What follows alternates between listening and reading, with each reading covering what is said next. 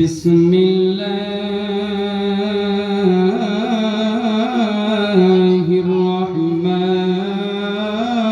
الرحيم الحمد لله نحمده نصلي على رسوله الكريم عما بعد فأعوذ بالله من الشيطان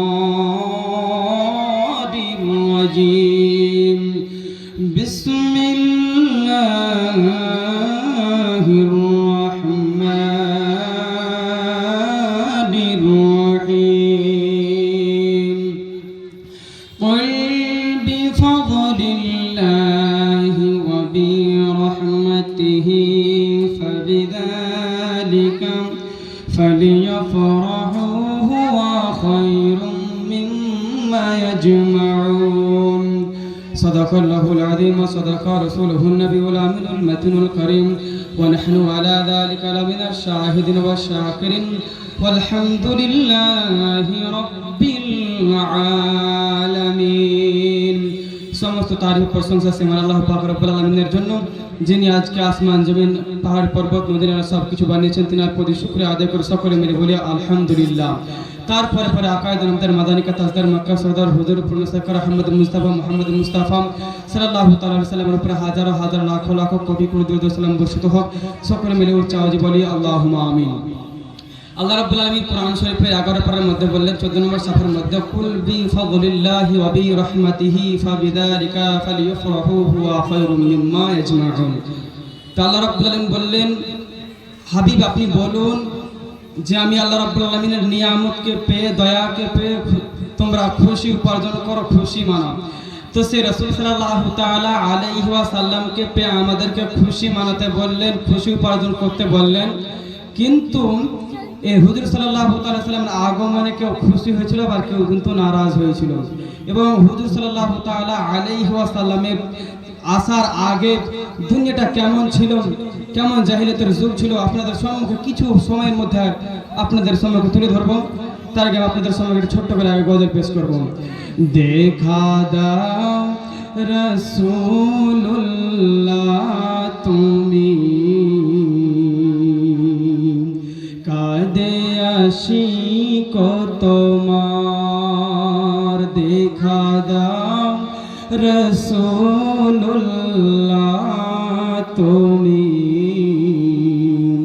কাঁদে আশিক তোমার, আছো শুয়ে মদিনায় তুমি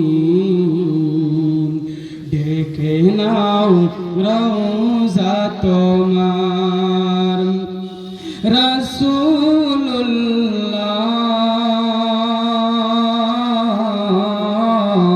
কি উপায় হবে আমার, রাসূলুল্লাহ কি উপায় হবে আমার। ওই মদিনার পথের ধুলি মাখতাম আমি পেলে শর্মা বলি, ওই মদিনার পথের ধুলি মাখতাম আমি পেলে শর্মা বলি। ফিরে পেত নয়ন নূরেরি আধার, ফিরে পেত নয়ন নূরেরি আধার, ডেকে নাও রওজা তোমার। রাসূলুল্লাহ কি উপায় হবে আমার, তোমার দেশে যায় কত আশিকান, এই অধম পড়ে আছে হিন্দ ওয়াতন, তোমার দেশে যায় কত আশিকান, এই অধম পড়ে আছে হিন্দ ওয়াতন। যেতে পারলাম না দেশেতে তোমার যেতে পারলাম না, দেশেতে তোমার ডেকে নাও রওজা তোমার রাসূলুল্লাহ, কেউ পাই হবে আমার। আল্লাহুম্মা সাল্লি আলা সাইয়্যিদিনা মাওলানা মুহাম্মদ ওয়া আলা আলি সাইয়্যিদিনা মাওলানা মুহাম্মদ। আপনাদেরকে আবার আবেদন করছি যে আপনারা আর এদিক ওদিক ঘোরাফেরা না করে আপনারা সকলেই হাজির হয়ে যান দারসারা মেহফিলে, কেননা যে বক্তা সাহেব চলে এসেছে, আমি কিছুক্ষণের মধ্যে হুজুরকে দিয়ে দিব, তাই আর দেরি না করে আপনারা সকলে মিলে চলে আসুন মেহফিলের মধ্যে। আমার আল্লাহ রাব্বুল আলামিন কোরআন শরীফের মধ্যে বললেন, কুল বিফাদলিল্লাহি ওয়া বিরহমাতিহি ফাবিযালিকা ফালইফরাহু হুয়া খায়রুম মিম্মা ইয়াজমাউন। আল্লাহ রাব্বুল আলামিন হাবিবকে ডাক দিয়ে বলেন, ও হাবিব, আপনি বলেন আপনার উম্মতকে যে আমি আমার নিয়ামতকে পেয়ে, আমার দয়াকে পেয়ে, আমার রহমতকে পেয়ে তোমরা খুশি উপার্জন করো, খুশি মানাও। কিন্তু আমাদের মধ্যে প্রশ্ন হলো একটা, আমরা রহমত বুঝবো কি করে, দয়া বুঝবো কি করে, কোনটা দয়া কোনটা রহমত আমাদেরকে বুঝতে হবে। তার কারণে আবার চলে যান শত্রু পাড়ার মধ্যে। আল্লাহ রাব্বুল আলামিন ডাক দিয়ে বললেন, ওয়া মা আরসালনাকা ইল্লা রাহমাতাল লিল আলামিন। ও হাবিব, আপনাকে আমি দুনিয়ার বুকে পাঠাইনি, এবং যদি পাঠিয়েছি তাহলে সারা জগৎ রাহমাতাল লিল আলামিন করে পাঠিয়েছি। এবার আমার রাসূল সাল্লাল্লাহু তাআলা আলাইহি ওয়াসাল্লামকে রহমত করে দয়া করে পাঠিয়েছেন। তো আল্লাহ রাব্বুল আলামিন ডাক দিয়ে বললেন, ও হাবিব, আপনি বলেন ওই দয়াকে পেয়ে, ওই রহমতকে পেয়ে তোমরা খুশি উপার্জন করো, খুশি মানাও। এবার আমরা রাসূল সাল্লাল্লাহু তাআলা আলাইহি ওয়াসাল্লামকে পেয়ে খুশি মানাই, কেউ না কেউ খুশি মানাই না, কেউ বেজার, কেউ আবার খুশি, অনেকে কেউ বেজার হয়েছেন, অনেকে কেউ খুশি হয়েছেন। তো হুজুর সাল্লাল্লাহু তাআলা আলাইহি ওয়াসাল্লাম কিন্তু সারা জগতের রাহমাতুল লিল আলামিন হয়ে দুনিয়ার বুকে আসলেন। তার আগে মক্কা নগরীর মধ্যে কি হয়েছিল আপনাদেরকে সংক্ষিপ্ত সময়ের মধ্যে শোনাই। হুজুর সাল্লাল্লাহু তাআলা আলাইহি ওয়াসাল্লামের আগে, হুজুর সাল্লাল্লাহু আলাইহি ওয়াসাল্লাম তার আসার আগে এমন সিস্টেম ছিল যে আপনার উলঙ্গ নারীকে আপনার কাবা তওয়াফ করাতো। তারপরে আপনার ছোট ছোট সন্তান যদি মেয়ে যদি জন্ম নিত, মেয়েদেরকে তাদেরকে বাঁচিয়ে রাখা হতো না, মেয়েদেরকে মেরে ফেলা দেওয়া হতো, মেয়েদেরকে জিন্দা কবর দেওয়া হতো। আমার হাবিব সাল্লাল্লাহু তাআলা আলাইহি ওয়াসাল্লাম যখন আসলেন, এগুলো তখন আপনার সব বন্ধ হয়ে গেল। এগুলো সব জিনিসগুলো যে খারাপ কাজ ছিল সব বন্ধ করে দিলেন। কারণ একদিন সাহেব দাহিয়াতুল কলবি হুজুর সাল্লাল্লাহু তাআলা আলাইহি ওয়াসাল্লামের কাছে ডাক দিয়ে বলে, হুজুর গো, আমার জীবনে বড় ভুল করেছি, অন্যায় করেছি, আমাকে আল্লাহ রাব্বুল আলামিন ক্ষমা করবে না, মাফ করবে না। ডাক দিয়ে বলে, হুজুর সাল্লাল্লাহু আলাইহি ওয়াসাল্লাম, আরে দাহিয়াতুল কলবি, বলো তুমি কি ভুল করেছো, তুমি কি অন্যায় করেছো? ডাক দিয়ে বলে, হুজুর, আমি জীবনে অনেক বড় ভুল করেছি, আমি জীবনে অনেক বড় ভুল করেছি। আমার কয়েকটা সন্তান ছিল হুজুর, আমার সব সন্তান মেয়ে সন্তানকে আমি জিন্দা কবর দিয়ে আমি মেরে ফেলে দিয়েছি। হুজুর সাল্লাল্লাহু আলাইহি ওয়াসাল্লাম ডাকতে বলেন, কিরা দাহিয়াতুল কলবি, তোমার কি মায়া লাগে নাই? তোমার সবগুলো মেয়ে যে তুমি কবর দিয়ে দিয়েছো, জিন্দা কবর দিয়ে তাদেরকে মেরে দিয়েছো, তোমার কি মায়া লাগে না? তোমার কি দয়া লাগে নাই? ডাক দে বলে, হুজুর গো, আমি সব সন্তানকে যখন আমি মারি তখন আমার কোনো দয়া লাগে না, কোনো মায়া লাগে না, কিন্তু যখন আমার সবচেয়ে শ্রেষ্ঠ যে সন্তানটাকে আমি মারতে গিয়েছিলাম তখন আমার বড় দয়া লাগছিল, বড় মায়া লাগছিল। ডাক দে বলে, হুজুর, ডাক দে বলে, বলো দাহিয়াতুল কলবি, তোমার সঙ্গে কি হয়েছিল? তুমি কিরকম ভাবে তাকে দফন করেছিলে, তাকে কিরকম ভাবে মেরেছিলেন? ডাক দে বলে, হুজুর, এক সময় আমি কি করলাম, আমার স্ত্রী যখন অন্তঃসত্ত্বা যখন হয়ে গেলাম, পেটে যখন বাচ্চা ধারণ হয়ে গেলাম, আমার বিবিকে ডাকতে বললাম, বিবি রে, দুনিয়া, আমি তো বিদেশে চলে যাব, আমি দেশের মধ্যে থাকবো না, দেশের মধ্যে থাকবো না। আমার যখন সন্তান হবে, যদি মেয়ে সন্তান হয় তাহলে তাকে মেরে ফেলে দিবেন, যদি ছেলে সন্তান যদি হয় তাহলে তাকে বাঁচিয়ে রাখবেন, আর যদি মেয়ে সন্তান হয় তাহলে তাকে বাঁচিয়ে রাখবেন না। তাই বলে স্বামী কিন্তু আমি বিদায় নিয়ে চলে গেলাম বিদেশে। হুজুর সাল্লাল্লাহু আলাইহি সাল্লামকে ডাক দেওয়া হলো, হুজুর গো, এক সময় আমার কিন্তু সন্তান হয়ে যায়। সন্তান হয়ে যাওয়ার পর আমি আবার দেশের মধ্যে ফিরলাম। দেশের মধ্যে ফিরে দেখি কি, আমি যখন বাড়ির মধ্যে ফিরলাম, বাড়ির মধ্যে ফিরে দেখার পর দেখতে পেলাম একটা সুন্দর চাঁদের চাইতে দেখতে সুন্দর একটা ছোট বাচ্চা ঘোরাফেরা করছে, মেয়ে সন্তান ঘোরাফেরা করছে। ডাক দিয়ে বললাম, বিবি রে, কে ঘুরে রে, এত সুন্দর সন্তান, এটা মেয়েটা কার রে? ডাক দে বলে, হুজুর, ডাক দে বলেন, আমার কাছে আমি আবেদন করি গো স্বামী, আমার এই মেয়েটাকে মারিয়েন নাম, আপনি তাকে কবর দিয়েন নাম। ডাক দে বলে, স্বামী গো, আপনাকে আমি আবেদন করি, আপনাকে বারবার করে বলেন, বলার পরেও তারপরে সে মাথা কিন্তু গরম হয়ে যায় স্বামীর। এক সময় কি করলেন, ডাক দে বলে, স্ত্রী রে, ও বিবি, আমি বিদেশ চলে যাব, আমি বিদেশ যাওয়ার আগে আপনার কি করলেন? সে একদিন ডাক দে বললেন, বিবি, আমি আজকে একটা দাওয়াত খেতে যাব, আমি আমার আজকে সন্তানকে নিয়ে যাব। মহিলা সন্তানকে নিয়ে গেলে মহিলা সন্তানকে সাজিয়ে দিতে বললেন। মহিলা সন্তানকে সাজিয়ে দেওয়ার পর সে সন্তানকে আবার কিন্তু গোটে গোটে পানি আবার চলতে লাগলেন, ঘাড়ে একটা কদল এসে কিন্তু চলতে লাগলেন, মরুভূমির দিকে যেতে লাগলেন। যেতে যেতে যেতে যেতে ডাক দে বলে, আব্বু কোথায় যাও গা, আব্বু তুমি কোথায় নিয়ে যাও আমাকে? ডাক দে বলে, সন্তান রে, তুমি কিছুক্ষণ হলে তুমি বুঝতে পারবা কোথায় নিয়ে যাচ্ছি, কোথায় নিয়ে গিয়ে যাচ্ছি, তোকে কিছুক্ষণ হলে বুঝতে পারবা। আবার যাই। ডাক দে বলে, আব্বু কোথায় নিয়ে যাও আমাকে? ডাক দে বলে, সন্তান তুই আর একটু যাই, তাহলে বুঝতে পারবি কিসের কারণে আমি যাচ্ছি, তখন তুই বুঝতে পারবেন। চলে গেল। চলে যাওয়ার পরে এবার দেখতে পেয়েছেন কি, মাটি খনন করতে লাগলেন, মাটি খুঁড়তে আসেন। ডাক দে বলে, আব্বু কিসের জন্য মাটি খনন করো আব্বু?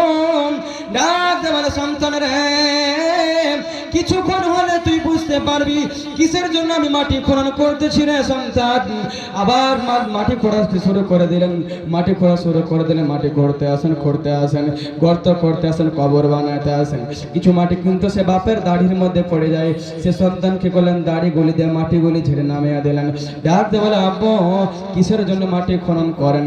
ডাক দে বলে, সন্তান রে, কিছুক্ষণ হলে বুঝতে পারবি আমি কিসের জন্য মাটি খনন করতে আসি। কিছুক্ষণ হলে তুই বুঝতে পারবি কিসের কারণে, কার জন্য আমি মাটি খনন করতে আসি। এবার যখন আপনার পুরো কবরটা কমপ্লিট যখন খোঁড়া হয়ে গেল, গর্তটা যখন পুরো খোঁড়া হয়ে গেল, ধাক্কা দিয়ে সে সন্তানকে সে গর্তের মধ্যে ফেলে দিলেন। ধাক্কা দিয়ে গর্তের মধ্যে ফেলে দেওয়ার পর ডাক দেওয়ার, সন্তান তোকে আজকে আমি মারার জন্য এখানে নিয়ে এসেছি, তোকে আমি আজকে কতল করার জন্য তোকে আমি এখানে নিয়ে আসছি। তাকে ধাক্কা দিয়ে ফেলে দিলেন। এবার সন্তান বিনয়কে ডাক দে বলে, আব্বু গো, আমি মেয়ে হওয়ার অপরাধ যদি আমার হয়ে থাকে গো আব্বু, আপনি আমাকে মারিয়েন না, আমাকে দূরে চলে যাব, আমি আপনার কাছে আমি থাকবো না, বড় দূর চলে যাবো গো আব্বু, আপনি আমাকে দয়া করে মারিয়েন না, আপনি আমাকে ছেড়ে দেন। কিন্তু না শুনে না, মাটি দিতে লাগলেন। ডাক দে বলে, আব্বু গো, যদি আমি ভুল করে থাকি, আমি মেয়ে সন্তান জন্ম নেওয়ার পর গো আমি দূর দেশে চলে যাব, আপনার কাছে আমি থাকবো না, বাবার পরিচয় আমি সন্তানের পরিচয় দেব না। ওগো আব্বু, আপনি আমাকে দয়া করে মারিয়েন না, দয়া করে মারিয়েন না। কিন্তু না, সে শুনলেন না। মাটি কিন্তু চাপাতে লাগলেন। মাটি চাপাতে হুজুর সাল্লাল্লাহু আলাইহি ওয়াসাল্লামকে যখন ঘটনাগুলো বলেন, হুজুর সাল্লাল্লাহু তাআলা আলাইহি ওয়াসাল্লামের চোখ দিয়ে কিন্তু চোখ বেয়ে যখন পানি বইতে আসে, দাহিয়াতুল কারবি চোখ দিয়ে পানি বইতে আসে। আর বলেন, হুজুর গো, আমি তার মাটি দিয়ে চাপাতে লাগলাম। মাটি চাপাতে আমি তার মেরে ফেলে দিলাম। আমি মেরে ফেলে দেওয়ার পর আমি চলে আসলাম। ওগো হুজুর, আমি যে অন্যায় করেছি, আমি যে ভুল করেছি, আমাকে আল্লাহ রাব্বুল আলামিন ক্ষমা করবে না, আমাকে কি মাফ করবে না গো হুজুর? হুজুর সাল্লাল্লাহু তাআলা আলাইহি ওয়াসাল্লাম ডাক দিয়ে বলেন, দাহিয়াতুল কারবি,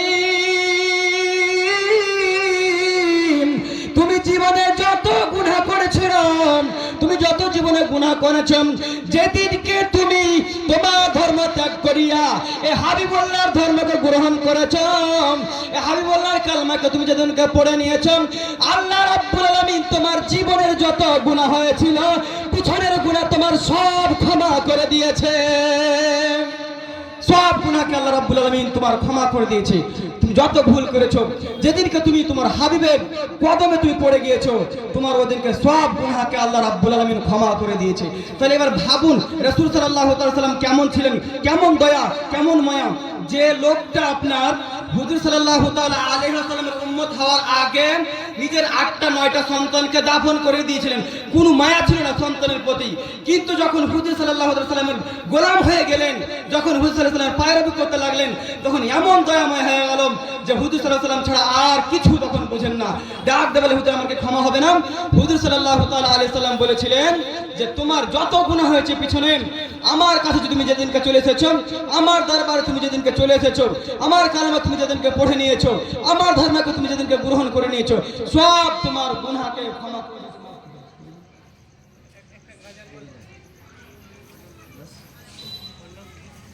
তাহলে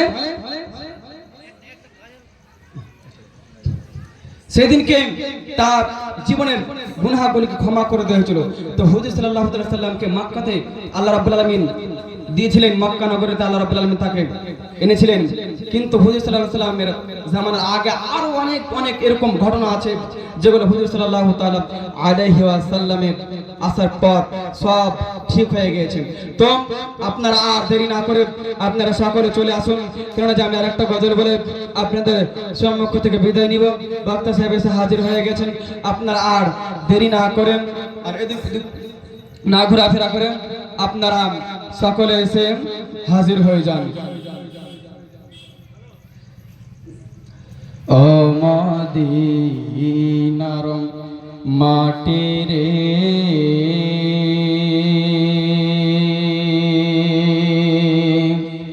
সকল সুখ বুঝি তোর কপালে।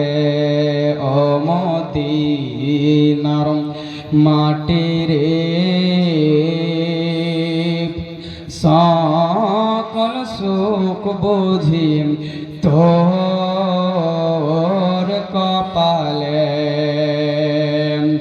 ও মদিনা রে,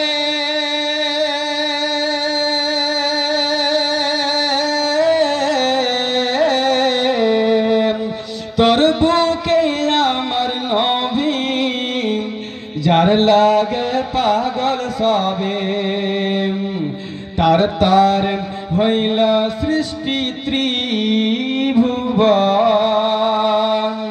ও মদিনা রে,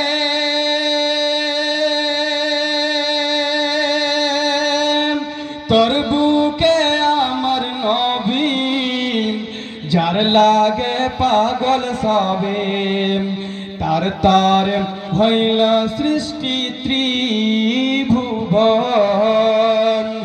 ভাবি আমি সারাক্ষণে কখন যাব সেখানে, ভাবি আমি সারাক্ষণে কখন যাব সেখানে। সহে না আর পরানে। ও মদিনার মাটি রে, সকল সুখ বুঝি তোর কপালে। ও মদিনা রে,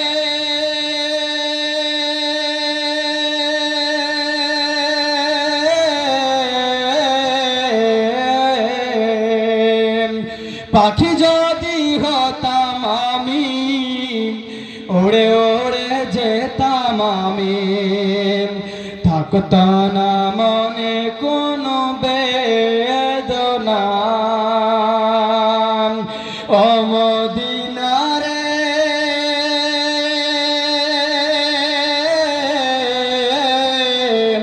পাখি যদি হতাম আমি, ওড়ে ওড়ে যেতাম আমি, থাকত না মনে কোনো যন্ত্রণা। দেহে নাই পাখায় আমার, কাছে নাই টাকায় আমার, দেহে নাই পাখা আছে নাই টাকা আমার, কেমনে কেমনে যায় মদিনায়, ও মদিনার মাটির সকল সুখ বুঝি তোর কপালে, ও মদিনা রে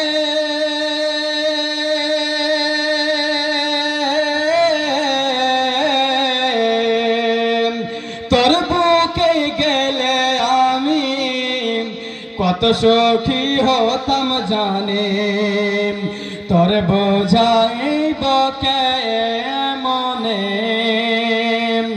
ও মদিনা রে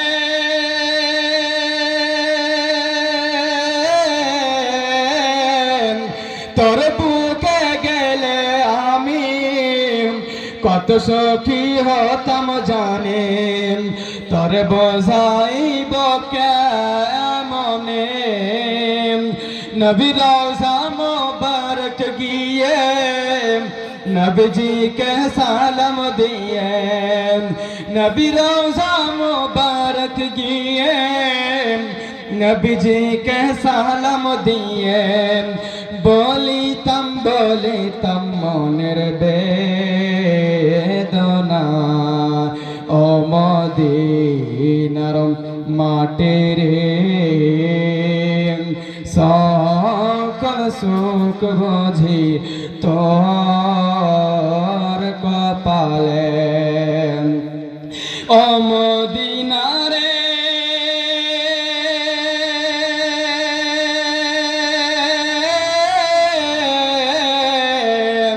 তোর বুকে আমার নবী যার লাগে পাগল সবে, তার তার হইল সৃষ্টি ত্রিভুবন, ও মদিনা রে